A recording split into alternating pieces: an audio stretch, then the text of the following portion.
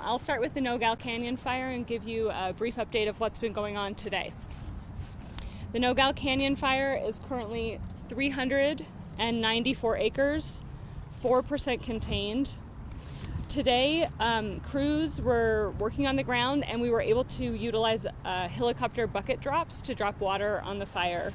We currently have 65 people assigned to the Nogal Canyon fire. Beginning today, we will be able to staff that fire around the clock, so we will have a night shift that's able to work on that fire beginning tonight. To clarify, that fire is located about 1 mile south of the town of Nogal, New Mexico. Moving to the McBride fire, right now we're still holding the acres at 3,736 acres and 0% contained. I would like to say though that we do have a multi-mission aircraft that is actually currently flying over the fire as we speak, and they will be able to give us some updated acreage as soon as they land. We had an active day on the fire, also utilizing helicopter bucket drops today. On moving kind of around the fire, I'll give a description of what was going on and what crews were working on. On the east and the south sides of the fire, they were able to work to secure some fire lines. The crews are putting out any remaining hot spots on the southwest side of the fire, focusing on the areas around the structures that were damaged and destroyed. We're trying to get people into their homes as soon as safely possible, and that's why we're putting crews in that area. We want to make sure that there are no active hot spots in that area before we allow people back in. That being said, the evacuations are still all in place. And we have not added any new evacuations, but again, the evacuations have not been lifted at this time.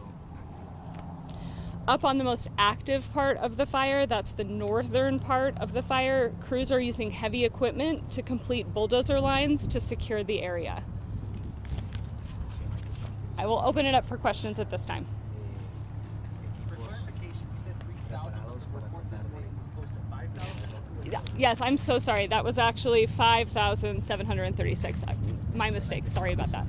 How are the weather conditions been favoring for you guys? There you go.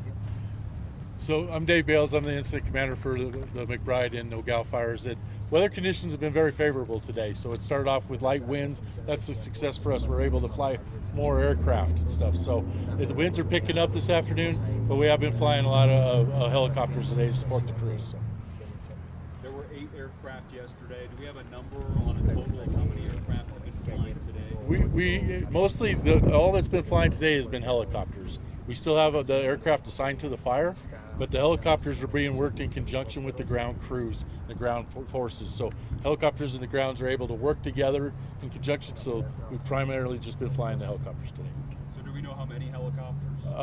It's like 4 helicopters at this time. So the two heavy helicopters.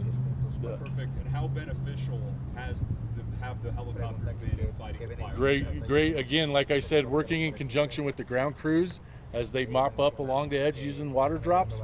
That's the best and effective way for us to fight fire on the perimeter of the fire. So. Have you had any firefighter injuries or heat stroke, any concerns like that? Haven't had any reports of any injury or accidents at this time today. Where's the water coming from? Water is coming from Rainmaker, is one of the dip sites. It is the primary source of water that we're using right now. What's the northernmost reaches of the McBride fire? Is there like a landmark or a street that you have as far as how far north it stretches? Oh, I don't know the exact landmark. It's. Do you have it? I don't. We can say that it's past Eagle Creek Road, so it's on the northern side of Eagle Creek Road was the last report that we had. Right. Sorry, I don't have Is that that. like Alto? Yes, correct. That would be in Alto, New Mexico. Are there, you said that with evacuation still in place, are there going to be any opportunities for people to check on their property in some of the areas that burned on Tuesday? Yeah, we're very sympathetic to the fact that people have been displaced from their homes, and we know that people really want to get back to their homes.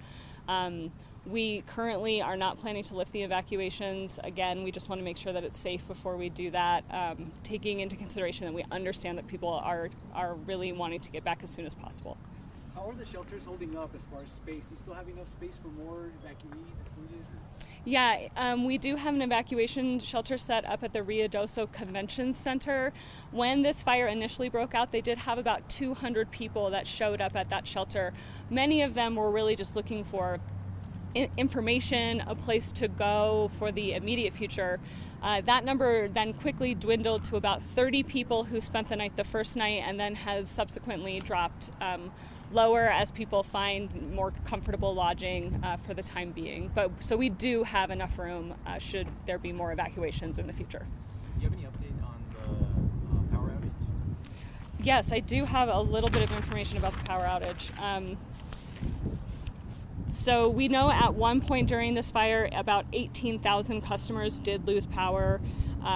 Slowly over the last couple of days, they have been turning on the power. Not all of Ruidoso power has been restored as of yet. The last information we had, there was about 9,000 customers that were still waiting to have power restored. P&M has called in additional crews that are working to get the power safely on. Obviously there was some severe damage to power lines, and so they're working to get that fixed as quickly as possible. I also saw driving around the area, some of the gas companies, well, a lot actually. Do you know if anything's going on with those gas? Yeah, so at one point the town also didn't have really anything. They lost phone, internet, power, gas, and so all of that is having to be turned on throughout the city. With more resources today, is there hope that maybe we can inch towards some containment at some point in the next 24 hours? Sure, so that question was about when we can expect to see some containment numbers, and I think Dave would be the best person to handle that. Yeah, absolutely. So as we get more resources in, we're able to support more troops on the ground, supporting that with aviation and the ground troops. So as we get those in, we're able to secure that perimeter a little bit better. We should start seeing the containment come up. We're working off of what the initial attack and the Type 3 organizations have done the last couple days. So just securing the line they've got in and moving forward for there. So we anticipate that to come up as we get more resources. Thank you. All right, any other questions? I know that we just got some new information on how this fire started, that it was sparking the power line. I'm not sure if you can speak on the cause of this fire.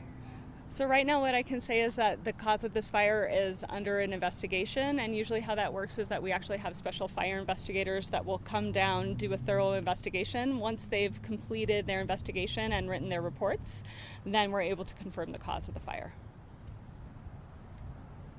All right, guys, thank you so much for coming.